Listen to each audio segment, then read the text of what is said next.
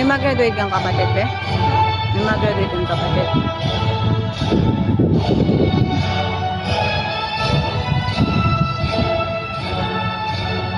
Vice President, Mrs. Mariam Guetta del Rosario, to our esteemed guest speaker, Mr. Ramil, to our confirming official, Mr. Rainier, to our beloved principal, Mrs. Violeta G. Heva, esteemed faculty members, our dear parents, fellow graduates, a pleasant evening and welcome to the graduation ceremony of Prias Colleges Incorporated for the school year 2023-2024.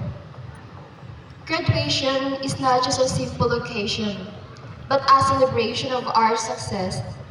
It is the result of our hard work, perseverance, patience, and sleepless nights.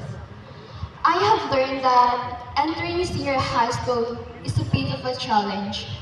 I vividly recall that I had a terrible time deciding which track to choose. That was the time that our friends may become our deciding factor. Maybe some of you did experience that too. Being so undecided that we no longer acknowledge our heart and our teachers place us in harbor. Their unconditional love and presence brings us comfort and strength in times of joy and sorrow. So my dear parents, aside from being proud of your children who are here tonight to graduate and receive their diplomas, The LRN, Canoma, Government Masbate,